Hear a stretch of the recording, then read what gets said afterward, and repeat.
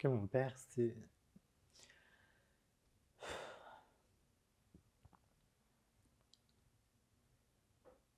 c'est pas une bonne personne et il m'a renié, il m'a jeté à la rue à 17 ans parce que je suis trans. Et, euh, et voilà, juste mes parents, ils acceptent pas qui je suis. Ils acceptent pas que je puisse être une personne trans, que je puisse avoir mes convictions et mon mode de vie et tout. Ils acceptent pas non plus mon travail. Mais et ils m'ont jamais respecté en fait.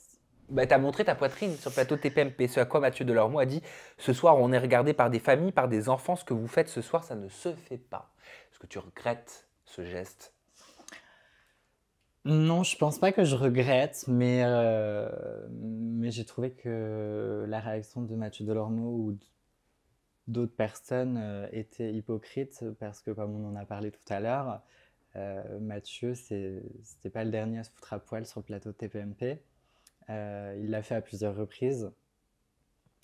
Et là, il se souciait pas de savoir s'il y avait des enfants devant la télé ou quoi. Mais moi, on vient m'attaquer.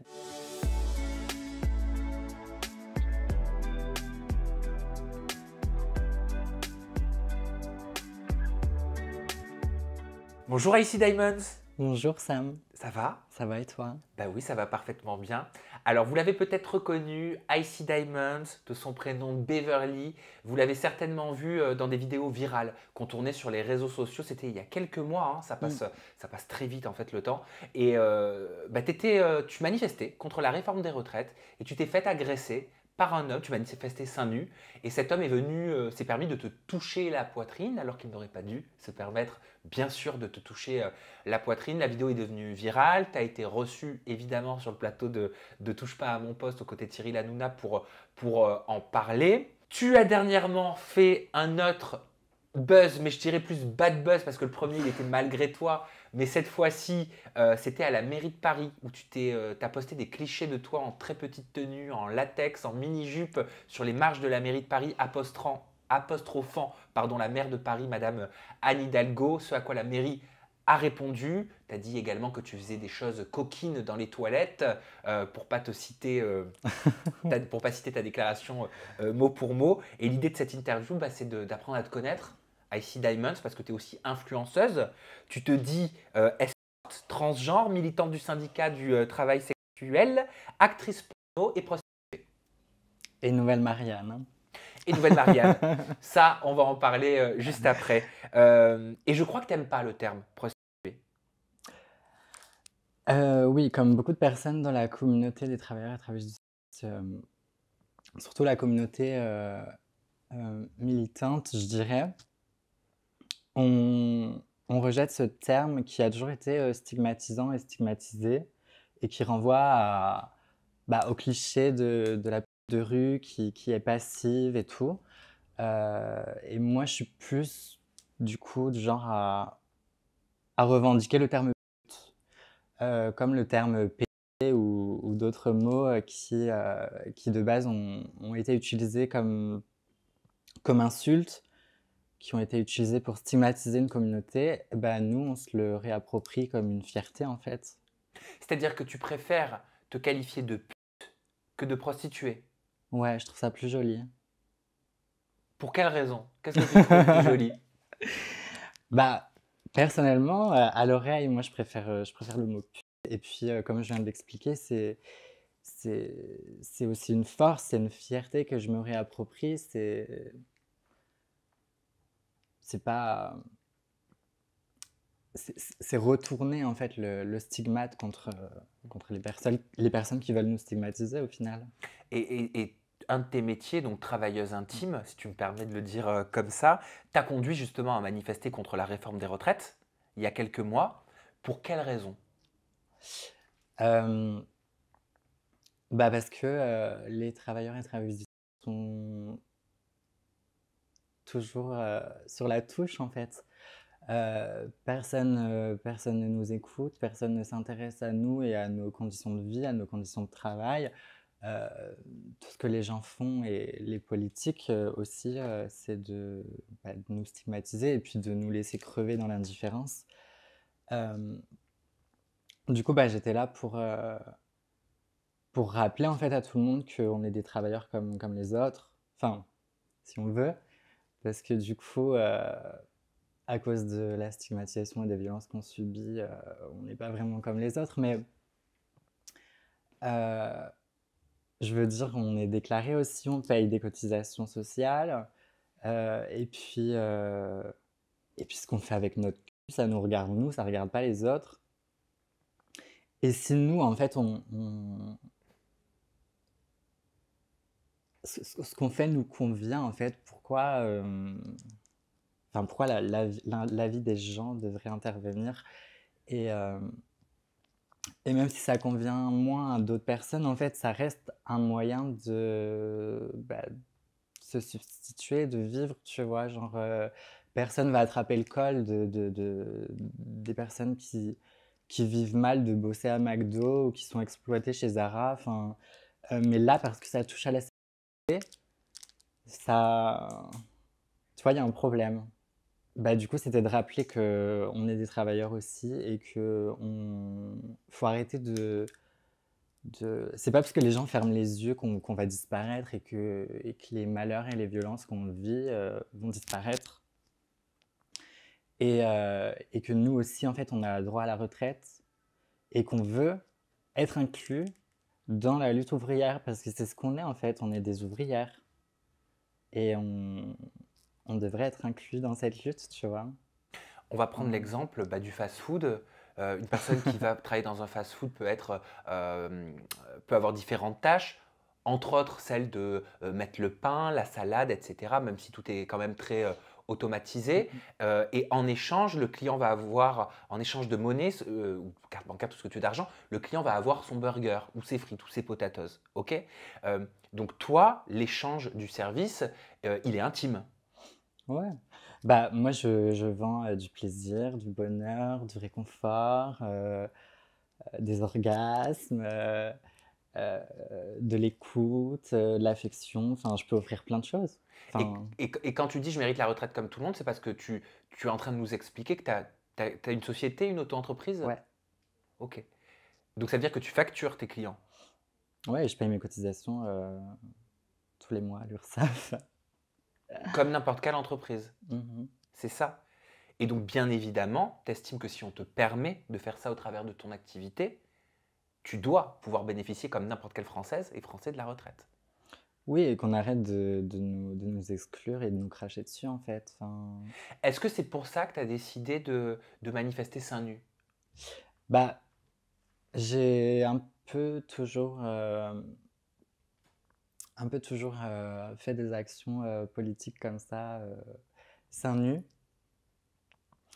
Euh, et enfin, les activistes féministes l'ont toujours fait aussi. Enfin, c'est, c'est un acte fort et politique et ça permet de mieux se faire voir et de mieux faire passer des messages. Enfin, tu vois, la preuve, ça m'a donné de la visibilité.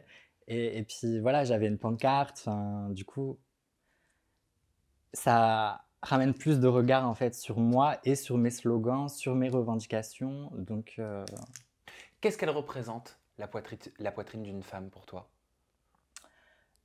pour moi, la poitrine d'une femme n'a rien de sexuel déjà. Et j'en ai marre justement de toutes ces injonctions sexistes et de la sexualisation du corps des femmes, de la poitrine des femmes,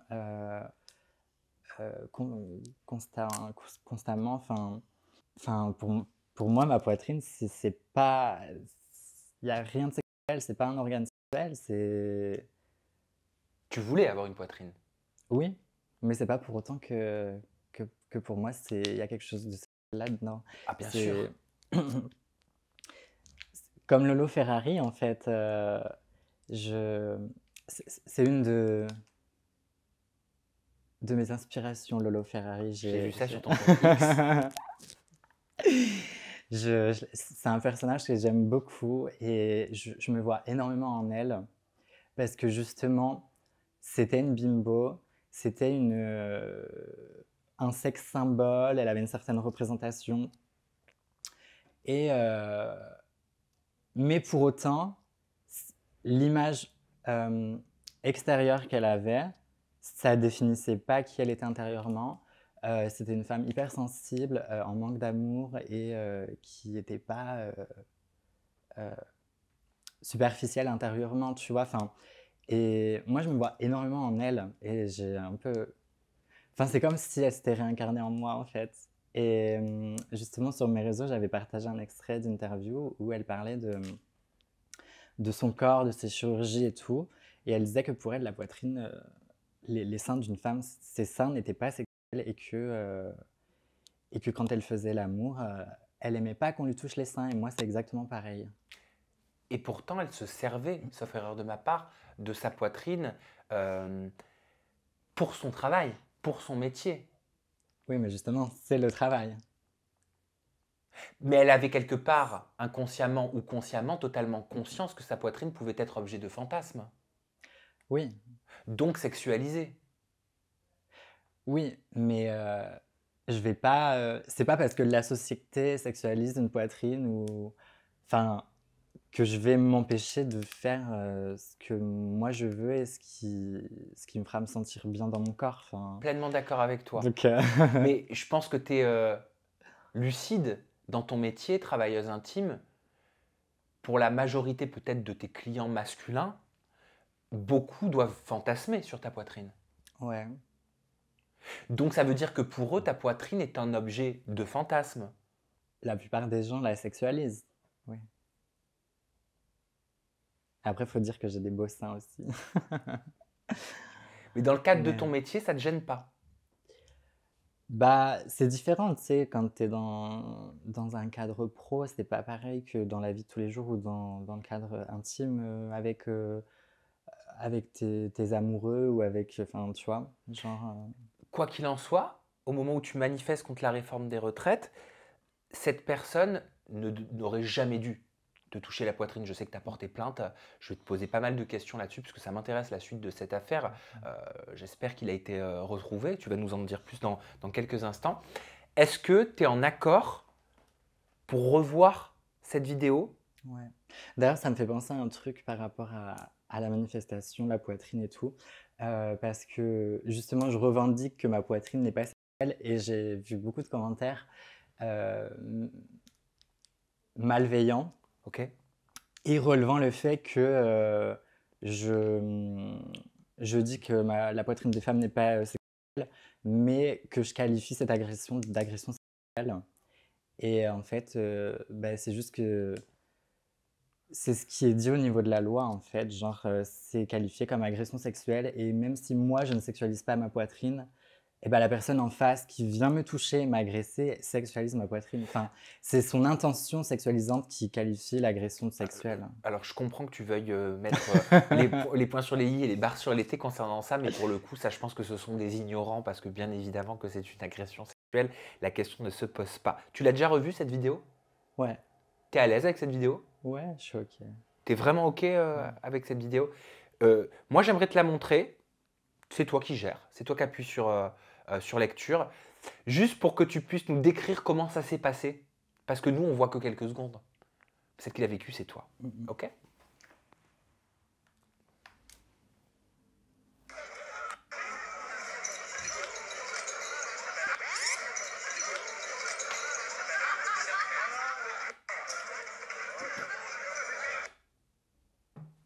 C'est furtif, c'est rapide, tu te laisses pas faire, tu lui enlèves la main, tu lui craches dessus. On a l'impression qu'il te dit oh ça va, comme si c'était rien du tout. Ouais. C'est comme ça que ça s'est passé? Ouais, et malheureusement, quand on est une personne trans, et dans mon cas, une femme trans, bah, euh, en plus d'être travailleuse du sexe, c'est que les gens nous déshumanisent beaucoup. Parce qu'on est trans, bah, on s'en fout, tu vois, genre on est traité comme des objets. Encore pire que, que si on était une femme cisgenre, tu vois. Parce que déjà, les hommes, de manière générale, ont déjà peu de considération et de respect pour les femmes, mais c'est encore pire pour les femmes trans. Pourquoi ils vous voient comme des objets? Je sais pas. C'est Après, il y a la société a son rôle aussi dans, dans la représentation en fait des. J'ai vu que sur ton compte Twitter, donc nouvellement X, c'est difficile à intégrer, tu soulevais une question, tu demandais à tes abonnés s'ils avaient une étude sur le nombre de femmes trans et leur emploi, sur l'emploi des femmes trans. Ouais, une étude sur la difficulté d'accès à l'emploi pour les C'est personnes ça, transgenres. tout à fait. Parce que récemment, il y a un mec que je fréquente comme ça, qui, je sais plus ce qu'on s'est dit, je sais plus de quoi la conversation partait et tout, mais bref, on a parlé d'emploi et je disais que en fait, bah, l'accès à l'emploi était encore plus difficile pour les personnes trans, tu vois. Et lui, il y croyait pas.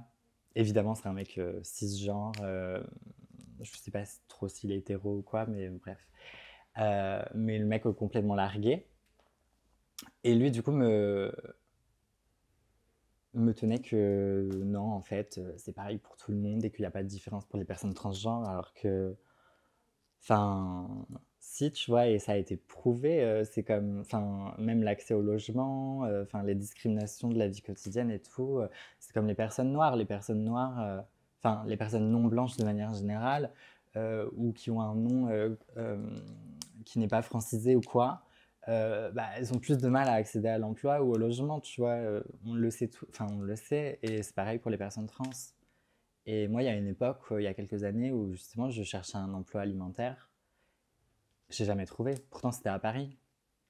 Qu'est-ce qui s'est passé après les quelques secondes qu'on a vues dans cette vidéo? Bah, moi-même, j'ai eu du mal à réaliser ce qui venait de se passer. Genre, parce que le mec, en fait, je marchais droit, je regardais devant moi et il a surgi comme ça dans mon champ, dans mon espace vital et tout. Et j'ai pas compris, j'ai pas vu d'où il venait et tout. Et du coup, enfin, j'ai été même, je pense, un peu étonnée de réagir, d'être aussi réactive C'est vrai que tu es très réactive. parce que je réalisais pas en fait, genre, mais j'ai été réactive et ça, j'en suis contente. Bah, après lui avoir craché dessus et tout, j'ai continué ma route et en gardant la tête haute et en étant en mode, enfin, sans lui donner d'importance, quoi. Et après, j'étais avec mes amis et on a fini la marche, quoi. Après, je crois que c'était proche de la fin de la marche. T'as rapidement porté plainte? Ouais,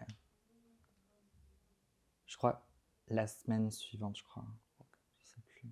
La plainte, elle a été prise correctement selon toi?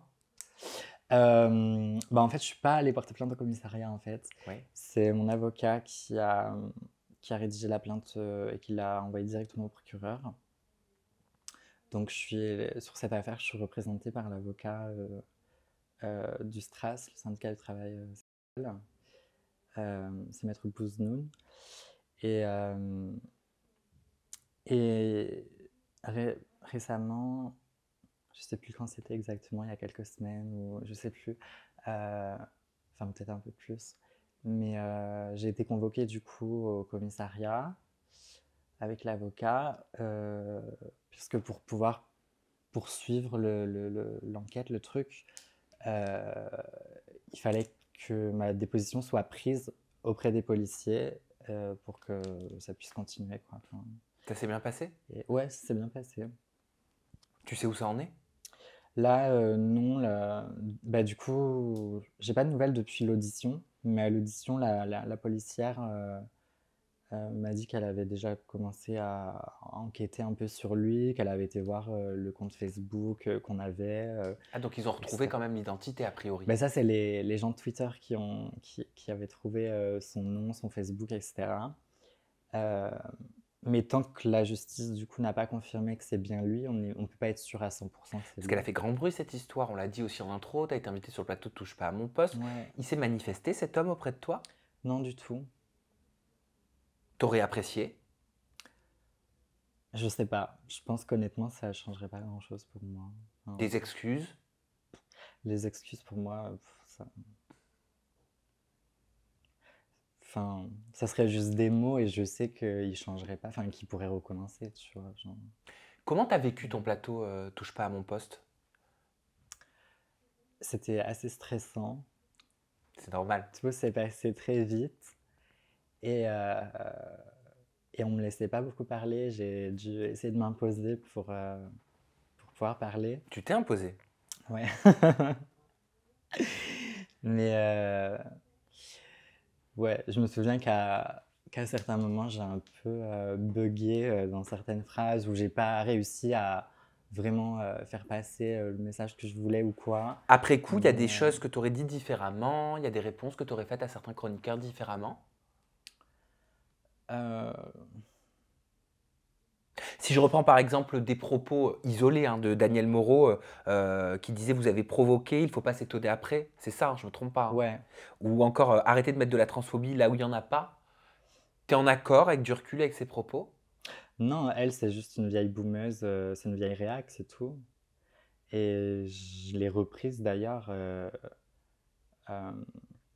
quand elle a dit que j'avais provoqué, que je l'avais cherché. J'ai dit que elle était en plein dans la culture du viol, qu'elle pouvait pas dire ça ni penser ça. Enfin, tu vois, genre c'est horrible de dire ça et que bah, ça fait qu'alimenter la culture du viol parce que enfin, c'est jamais la victime qui est coupable, qui a cherché quoi que ce soit et enfin c'est pas moi la responsable quoi. Et puis après, c'était quoi après? Bah, par la suite, tu as montré ta poitrine sur le plateau de TPMP. Tu avais un crop top inversé. Moi, j'appelle ça comme ça. C'est vrai. Et bah, tu as montré ta poitrine sur le plateau de TPMP. Ce à quoi Mathieu Delormeau a dit ce soir, on est regardé par des familles, par des enfants. Ce que vous faites ce soir, ça ne se fait pas. Est-ce que tu regrettes ce geste? Non, je pense pas que je regrette, mais j'ai trouvé que la réaction de Mathieu Delormeau ou d'autres personnes était hypocrite parce que, comme on en a parlé tout à l'heure, Mathieu, c'était pas le dernier à se foutre à poil sur le plateau de TPMP. Il l'a fait à plusieurs reprises. Et là, il se souciait pas de savoir s'il y avait des enfants devant la télé ou quoi. Mais moi, on vient m'attaquer. Tu as RT d'ailleurs à ce propos. Un homme peut se mettre à poil, téton à l'air, en direct à la télé. Ça vous dérange moins bizarrement? Ouais. Non, mais c'est intéressant. C'est intéressant, c'est-à-dire que on accepte la poitrine masculine, on n'accepte pas la vision de la poitrine féminine dans Mm, les mm, mm. médias, à la télé, sur les réseaux sociaux. Il n'y a qu'à regarder Ou dans la rue. Mm, ou dans la rue. mm, mm. Partout, ouais. Et là, en plus, certaines fois, Mathieu Delormeau, c'était pas juste la poitrine. Enfin, il y a des fois où il avait même pas de sous-vêtements, il avait juste un truc pour cacher son sexe devant. Enfin, et on en revient toujours à la sexualisation et l'objectification du corps des femmes et du corps des personnes trans. Cachez-vous. Ouais. C'est ça que t'entends. Cachez-vous, ayez honte, t'es qu'un objet sexuel ou parfois même juste un objet. Enfin, et, euh, et je pense que même par rapport aux enfants, justement, parlons-en des enfants, je pense pas que ce soit un bon message à leur transmettre, euh, de leur inculquer que le corps des femmes doit être caché, qu'il doit être sexualisé, que... euh, Enfin, je pense pas que ce soit une bonne éducation. Et après, genre, après ça en fait quoi? Ça en fait des mecs, justement, qui vont venir agresser sexuellement des meufs parce qu'ils bandent sur des seins, enfin, ou sur un décolleté et tout. Enfin, Bah non, mais. toi, ce que beaucoup de médias ou alors d'utilisateurs des réseaux sociaux t'ont reproché, c'est de trop en montrer. C'est Ouais. ça, on est d'accord. Et en ce moment, le débat qui a été lancé par Gabriel Attal par rapport aux écoles, tu l'as vu? La baya? Ouais, l'interdiction de porter la baya, toi t'en penses quoi? Pour le coup, on veut empêcher à des jeunes filles bah, de s'habiller avec des longues robes, on peut dire ça comme ça? Hmm. Bah, ce que j'en pense, c'est que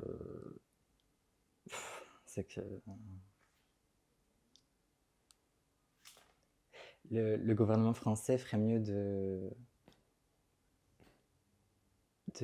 d'user de son temps et de son énergie pour des trucs plus importants que de vouloir encore et toujours contrôler le corps et l'apparence des femmes et notamment des femmes visiblement musulmanes ou enfin puis c'est pas cohérent non plus, genre, il y a certaines femmes qu'on va venir emmerder parce que, on n'a pas assez de tissu, sur le corps et elles, on vient les faire chier parce qu'il y a trop de tissu. Enfin, à un moment donné, Toi, tu pourrais la porter, la baya? bah, je peux porter des robes longues. Après, je vais pas m'amuser à aller porter des vêtements, culturels, et tout, tu vois? Mais je peux porter des vêtements longs et et il ferait mieux de s'occuper des problèmes qu'il y a dans l'éducation nationale plutôt que de vouloir, bah, contrôler les tenues vestimentaires des élèves. J'aimerais rebondir un petit peu sur tes réseaux sociaux avant qu'on passe à la mairie de Paris. Alors, il va falloir que tu m'expliques, Icy Diamonds, parce que j'ai pas compris. T'as tweeté. On dit encore tweeté ou on dit t'as xé? Moi, j'en suis toujours à Twitter, hein. Franchement. Alors, je suis sûr que Thibaut InShape, il aime se faire péguer. Je me souvenais pas de ça. Alors, faut que tu m'apprennes ce que ça veut dire se faire péguer. Le pegging, tu connais pas? Pas du tout. C'est un truc d'hétéro. C'est quoi le pegging? C'est les hétéros, ils ont besoin d'inventer des termes pour, je sais pas, pour se rassurer ou pour. Bah, le pegging, c'est juste des femmes qui enculent des hommes. Enfin, c'est la pratique sexuelle pour des femmes de goder un mec au goût de ceinture, enfin, de prendre un mec au goût de ceinture, enfin voilà, tu vois. Mais en gros, enfin, le pegging, c'est juste de la sodomie, quoi. Enfin, Ah bah, je savais pas. Je savais pas. Ok. Je te demande pas si toi tu fais du pegging alors. Et bah, moi, j'ai pas besoin de termes comme pegging, je sais pas quoi. Genre, moi, j'encule, je me fais enculer. Enfin, puis j'ai pas besoin de ceinture, moi. Tu veux dire que tu as conservé tes attributs Ouais, à ce niveau-là. ouais. Ok. C'est un sujet tabou, ça, Ça dépend pour qui. pour toi? Pour des personnes, ça peut l'être. Moi, non. Ça pouvait l'être avant, Oui. euh, mais plus maintenant. J'ai j'ai beaucoup évolué et, et je, je sais pas comment formuler. On peut dire que j'ai comme fait la paix avec mon corps et avec mon sexe. Enfin, je, je le rejette plus comme j'ai pu le rejeter avant. Et, Ah bah tu le montres, hein. Ah, sur tes réseaux sociaux, ah bah, tu revendiques. ouais, bah j'assume quoi. Ah, il y a quelques années, pendant mon adolescence et tout, genre, j'avais beaucoup de mal, j'avais de la dysphorie de genre, justement. Ok, dysphorie de genre, c'est le fait de ne pas se sentir dans le bon corps, attribué à la naissance. Moi, j'aime pas du tout l'expression d'être dans le mauvais Ok, corps ou être né dans le mauvais corps et tout. d'accord. J'aime pas ça du tout parce que c'est essentialiste. Et puis je suis pas forcément dans le mauvais corps, je suis juste dans la mauvaise société. Et, enfin, c'est comme ça. C'est T'as l'air. Non, non, non, c'est parce que je trouve ça dur ce que tu dis, mais pas dur pour la société, dur pour toi. Parce que Pourquoi? si tu dis ça, si tu penses ça, et je le respecte que tu penses ça, c'est que ça a dû être dur pour toi à un moment donné. Bah, pas qu'à un moment donné, ça a été dur toute ma vie et ça l'est toujours. Ça l'est encore. Ouais. Mais je sais plus où on en était. C'est normal. J'étais un peu perturbé et tu m'as un peu perturbé aussi. On va revenir de toute façon sur la partie enfance et histoire de vie, moi qui me passionne. J'ai quelques questions à te poser par la suite. Tu as parlé aussi d'Amandine Pélissard. Ah. Pourquoi ce petit rire, hein? T'as vraiment stalké à fond. À fond. Oui. Je sais même plus ce que j'ai dit sur Amandine Pélissard. Oh bah t'as dit que t'avais grave envie de la rencontrer.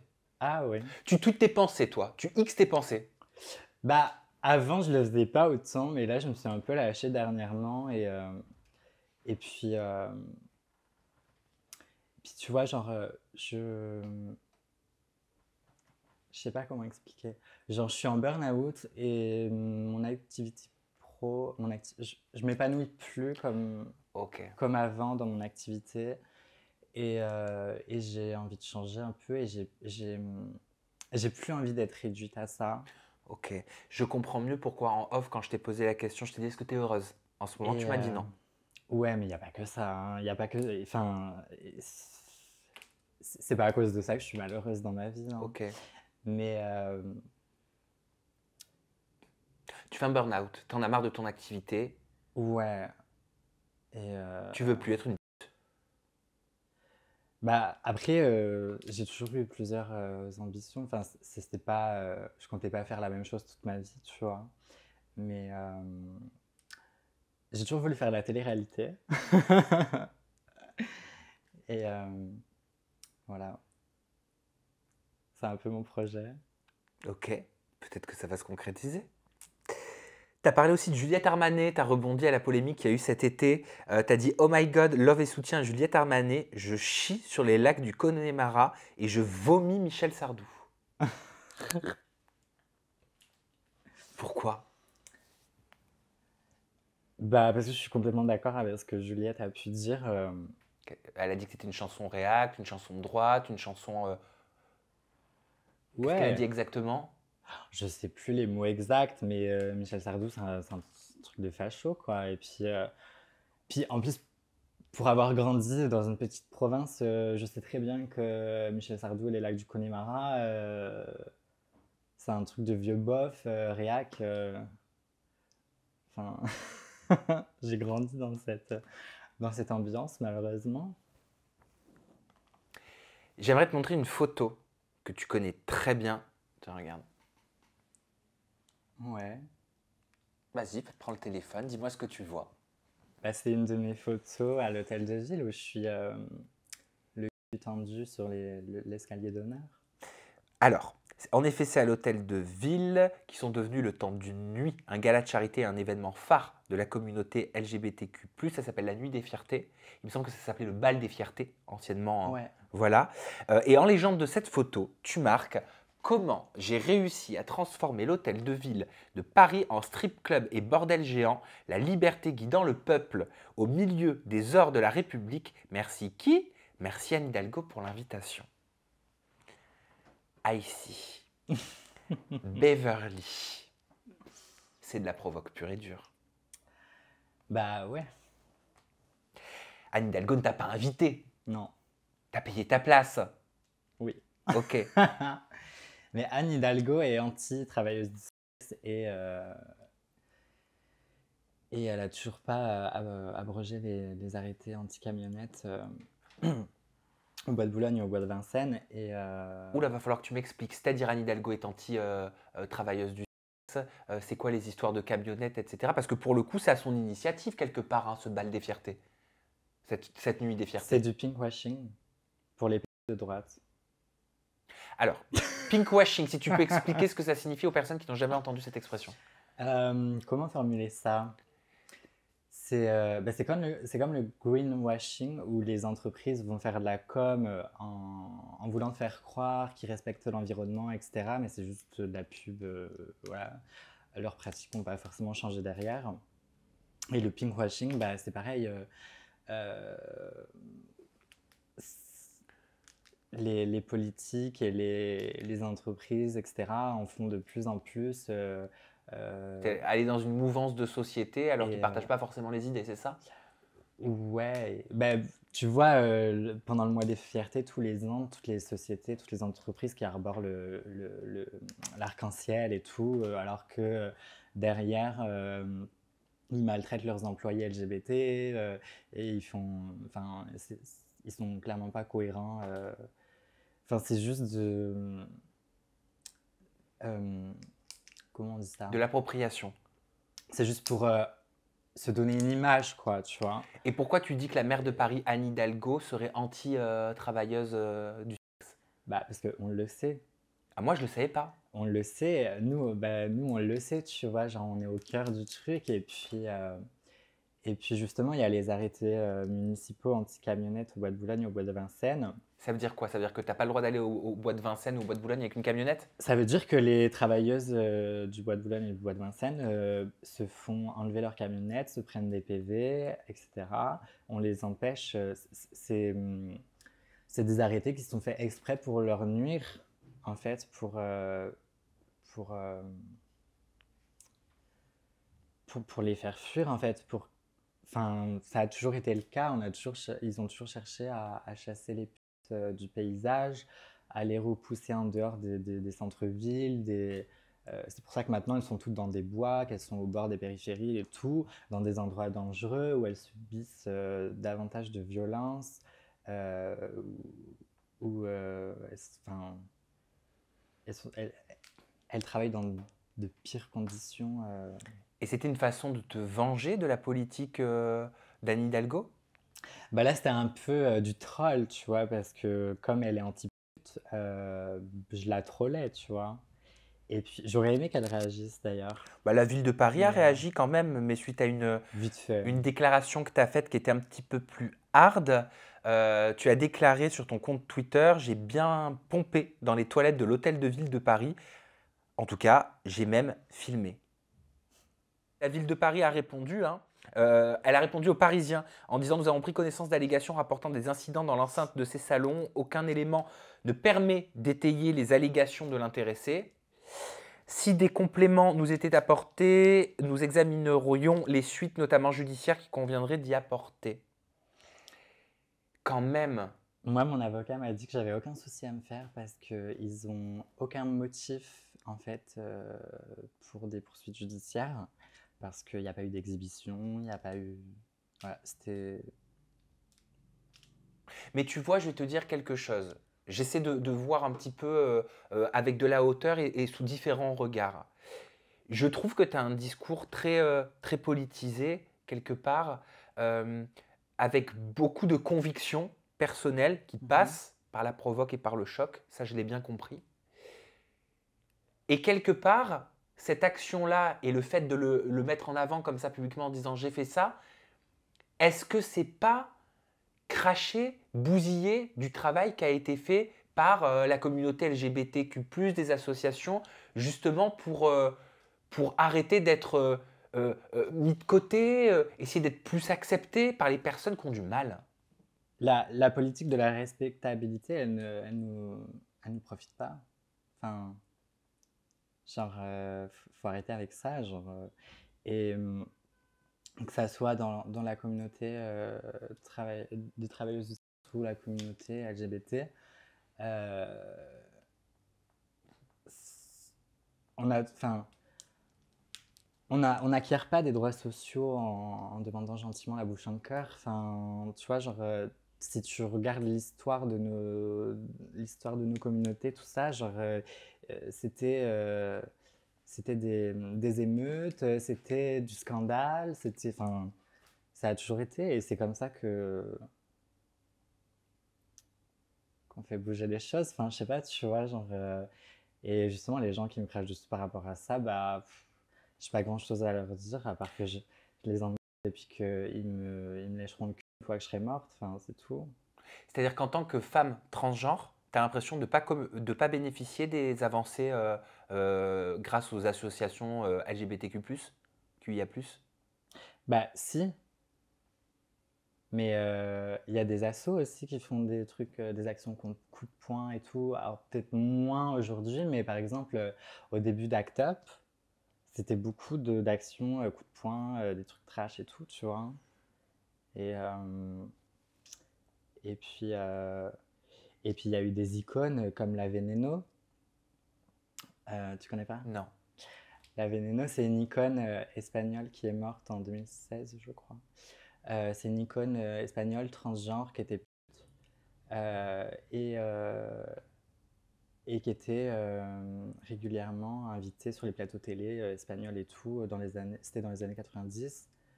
Et en fait, c'est elle, c'est des personnes comme elle qui ont servi à justement ouvrir la voie à toute la communauté et tout. Et elle était scandaleuse aussi, tu vois. Et elle était vraiment iconique. Et, et sûrement qu'à l'époque aussi, elle a dû subir le même genre de controverse que moi. Mais tu vois, c'est des années plus tard que les gens vont... sur le moment, les gens... Il y a des gens comme ça qui vont venir se cracher dessus. Puis en plus, c'est souvent les personnes qui font rien, hein. C'est ceux qui en font le moins qui vont venir cracher le plus sur toi alors que tu te démènes en fait. Moi, ça fait des années que je me démène pour mes communautés. Je suis en France, je suis une des rares qui se donne autant et qui s'expose autant, qui se met autant en danger à s'exposer et tout, parce que l'exposition, c'est pas rien non plus, tu vois, genre tout le harcèlement que je subis, les menaces de mort, les machins, les agressions et tout. Enfin, mais il y a quand même des cagettes qui vont venir me reprocher d'avoir fait ci ou pas comme ça, ou d'avoir dit ça, ou enfin, d'avoir eu un mot de travers, alors que eux font rien en fait. Vous faites quoi pour la communauté? Vous faites quoi pour nos droits? Moi, au moins, je me bouge le cul en fait. Et je, et je peux me regarder dans un miroir parce que je, je respecte mes convictions. Enfin, tu vois, et je vais pas attendre que tout tombe tout cuit comme ça. Genre, si je veux que les choses bougent, bah, je me bouge le cul. J'aimerais m'intéresser à ton histoire de vie. J'ai noté quelques petites phrases que j'ai trouvées sur tes réseaux sociaux, des petites phrases isolées, mais qui peut-être signifient certainement beaucoup. Tu as dit notamment si seulement mes traumas étaient fake, ou encore les gens ragent tellement qu'ils vont jusqu'à dire que j'invente mon enfance. Je viens d'apprendre que j'avais fait un trauma crânien à 5 ans. Mon corps en aura subi. Quels sont les traumas que tu as vécus? Oula. Bah, déjà, mes parents m'ont toujours maltraité. Euh, j'ai vécu une enfance difficile où j'ai pas reçu d'amour, j'ai pas reçu d'affection et j'étais battue, maltraitée. Par tes deux parents? Ouais. Et, c'est quand j'avais 20 ou 21 ans, je sais plus. J'ai récupéré justement mon dossier de l'aide sociale à l'enfance parce qu'une fois majeur, tu peux récupérer une copie de ton dossier. Parce que du coup, j'ai été suivie par l'aide sociale à l'enfance, j'ai été placée plusieurs fois En foyer? en foyer et en famille d'accueil. Depuis Euh, quel âge? Mon premier placement, c'est quand j'avais 11 ans. Et en fait, j'ai passé toute mon adolescence entre les foyers, les familles d'accueil, l'hôpital et chez mes parents. J'ai été trimballée partout. Et, et du coup, dans ce dossier, j'ai pu voir des trucs dont je me souviens même pas. J'ai lu des trucs, j'étais en mode, oh mon Dieu, genre, je me souviens pas de ça. Mais en fait, c'est écrit noir sur blanc. Il y a des rapports des services sociaux, des rapports des équipes médicales. Il y a plein de trucs, tu vois. Et, et, euh, et il y a une liste des signalements qui ont été faits dans mon enfance par mes institutrices à l'école.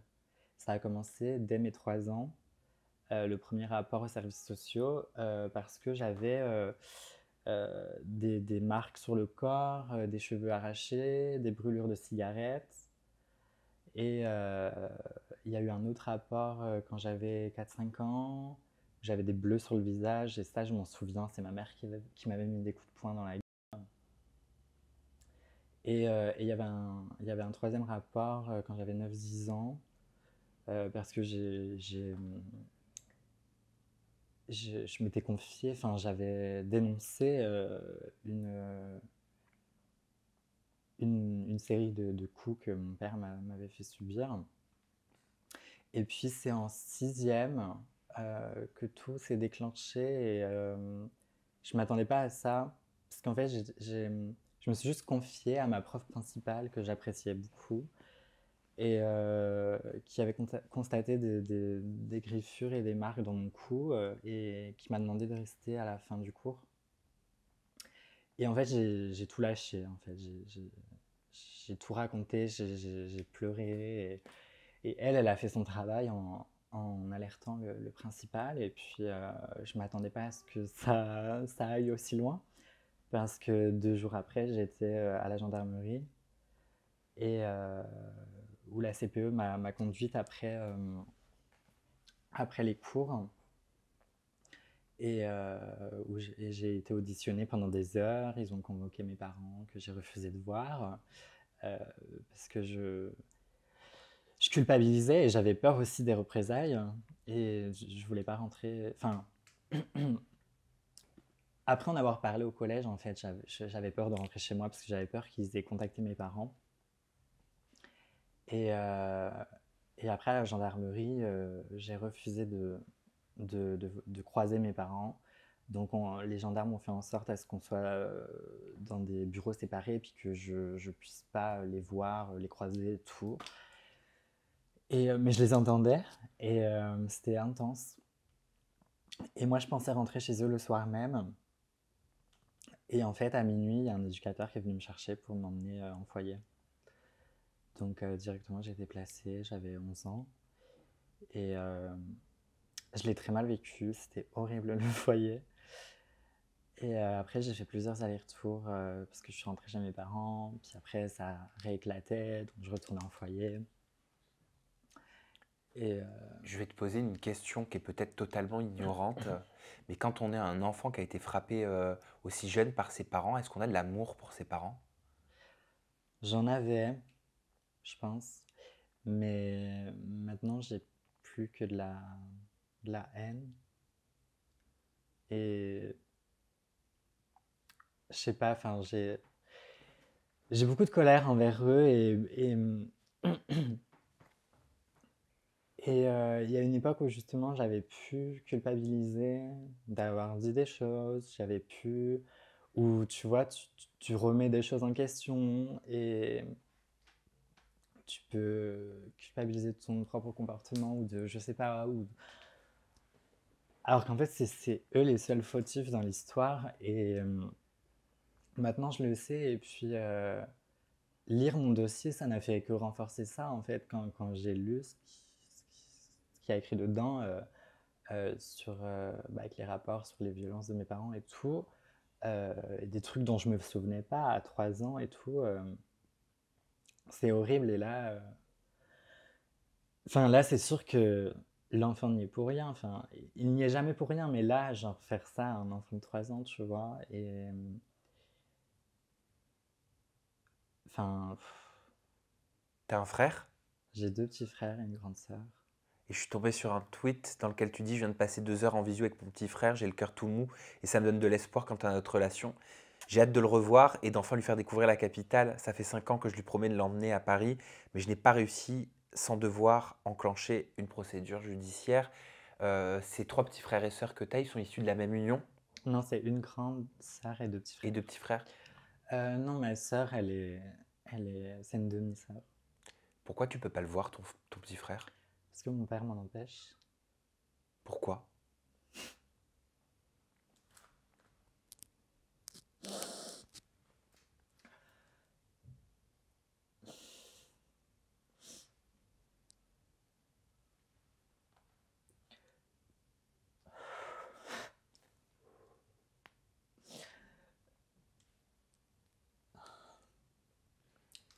Parce que mon père,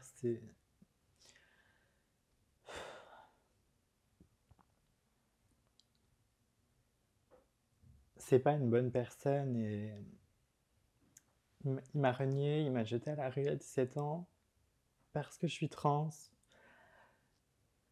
Et, euh, et voilà, juste mes parents, ils acceptent pas qui je suis. Ils acceptent pas que je puisse être une personne trans, que je puisse avoir mes convictions et mon mode de vie et tout. Ils acceptent pas non plus mon travail. Mais et ils m'ont jamais respecté en fait. Et, euh, et on vit pas pour ses parents en fait. Moi, je vis pour moi-même. Alors, j'en ai rien à foutre de ce qu'ils peuvent penser, qu'ils soient pas d'accord avec ce que je fais dans ma vie. Mais, euh, mais le minimum, ce serait de me respecter et puis de m'empêcher de voir mon petit frère aussi. Je trouve ça horrible. Même là, récemment, j'ai envoyé un colis à mon frère et mon père lui a confisqué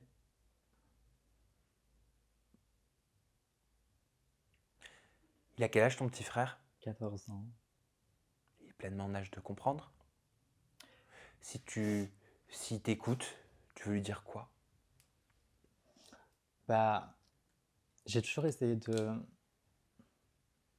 j'ai toujours essayé de garder un lien avec lui, de rester dans sa vie, même si je pouvais pas le voir. Euh, de, on s'envoyait des SMS. Quand je voyageais, je lui envoyais toujours des cartes postales, des colis. Et je faisais en sorte de rester présente dans sa vie. Et je savais que quand il grandirait, les choses seraient différentes et les choses pourraient évoluer et que lui, il comprendrait mieux et tout aussi. Et puis qu'il pourrait se détacher de mes parents. Et, euh, j'essaye. Et je lui ai ouvert des portes aussi en lui disant que j'étais là pour lui et puis que s'il a des questionnements, en fait, que ce soit sur mon identité de genre, sur ma transition ou sur mon travail ou n'importe quoi, il pouvait me parler, que j'étais prête à lui répondre, à lui expliquer. Enfin, j'ai essayé d'ouvrir des portes comme ça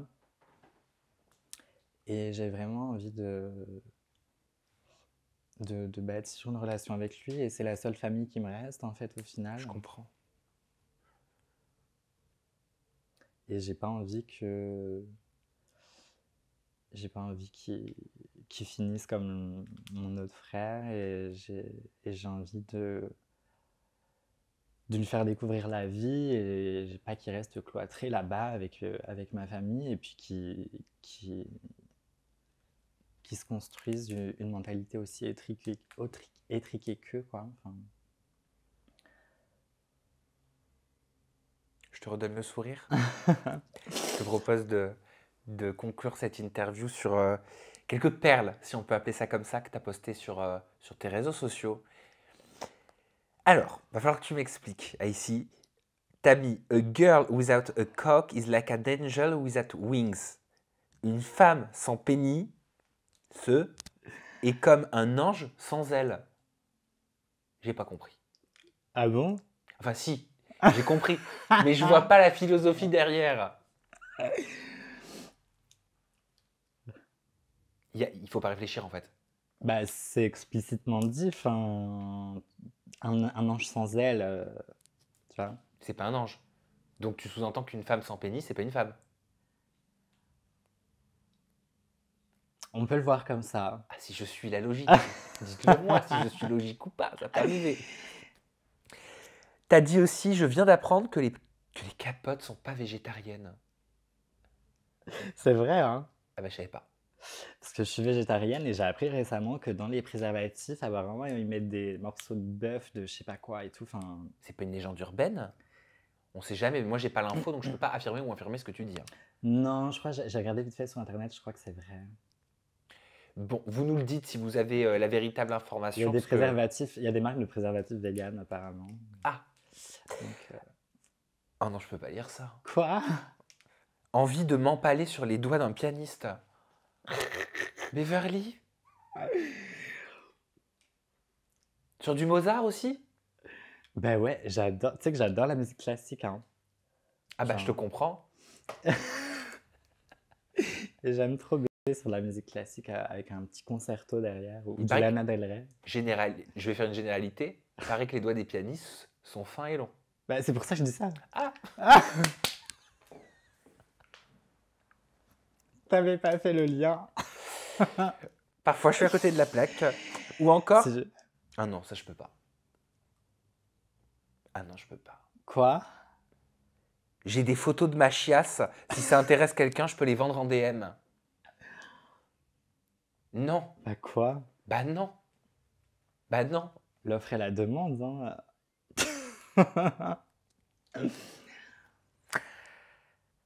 Icy Diamonds, comment tu souhaites conclure cette interview? On est passé par différentes étapes, différentes émotions, hein. Ouais.